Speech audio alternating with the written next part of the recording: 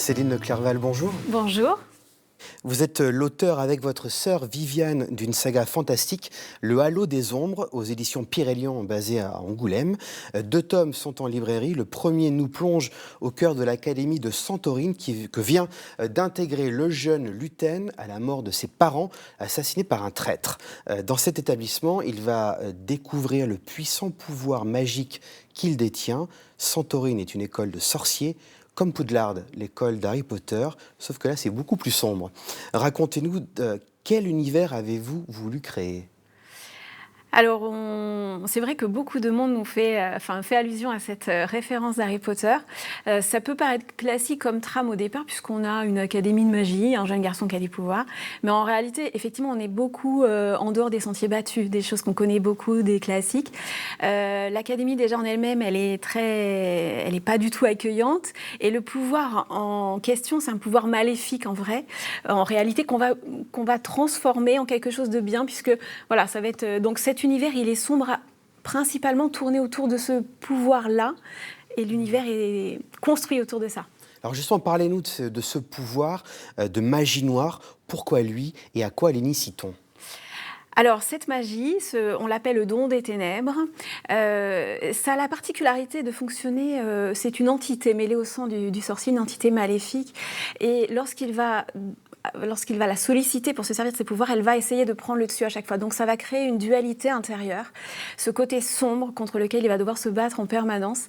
Et c'est ce qui rend la chose intéressante. Alors cette dualité, elle m'intéresse parce que comment est-ce que vous est venue cette idée d'une entité qui partage un corps avec un humain ? Comment est-ce que c'est venu ? Alors on a voulu faire quelque chose d'original, de très poussé, de très réfléchi, de très travaillé autour de la magie. On ne s'est pas juste contenté de faire un sort, on va en cours avec lui, on découvre comment fonctionne cette magie, comment on doit apprendre à la garder sous contrôle. Donc on est vraiment parti dans le détail, on sait absolument tous les ressentis physiques, qu'est-ce que ça fait, voilà, on a fait quelque chose de très développé. Alors on l'a expliqué tout à l'heure, vous avez écrit cette saga avec votre sœur Viviane. Racontez-nous comment est-ce qu'on travaille à 4 mains, comment vous êtes-vous partagé le travail d'écriture ? Alors, l'univers, les personnages, ce système de magie, c'est principalement ma sœur. Ma sœur, ça va être l'imaginaire. Elle a été bercée beaucoup par ça, elle est très influencée, elle a beaucoup de références.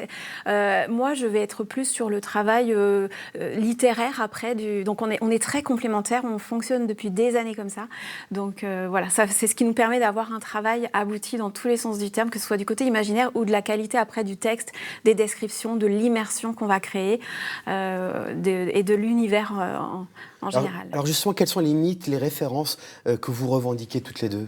Il y a beaucoup de références. Il y a des références de fantasy, évidemment, fantasy ou fantastique comme Harry Potter. Et il y a la fantasy comme Le Seigneur des Anneaux aussi, qui nous a bercés, nous, quand on était jeunes aussi, quand c'est sorti.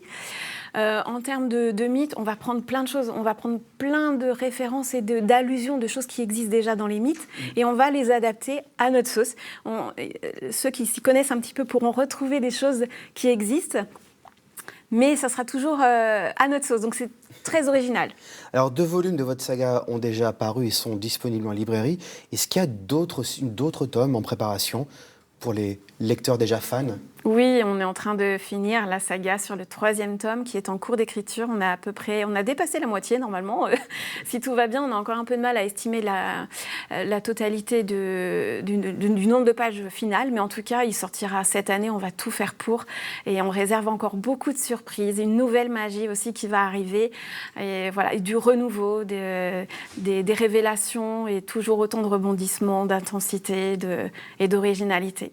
Alors l'autre originalité de ce projet de saga, c'est qu'il est publié par cette maison d'édition Pirellian que votre sœur et son frère ont créé. Racontez-nous ce projet que vous menez entre frères et sœurs. Alors oui, ça rend l'aventure encore plus intéressante puisque on va maîtriser tous les aspects de l'édition, on va créer nos propres couvertures, on a la chance d'être distribué aussi dans toute la France, donc on est une vraie maison d'édition et on a cette force-là aujourd'hui.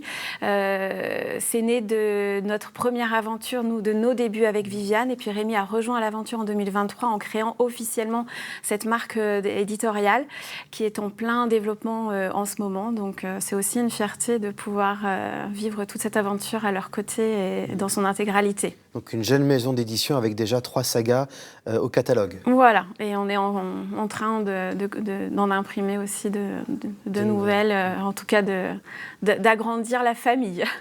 Céline de Clerval, merci beaucoup d'avoir répondu à notre invitation. Merci Je rappelle la parution des 2 tomes du Halo des ombres chez Pirellion, un entretien préparé avec Mathieu Maillet. Merci beaucoup. Merci à vous.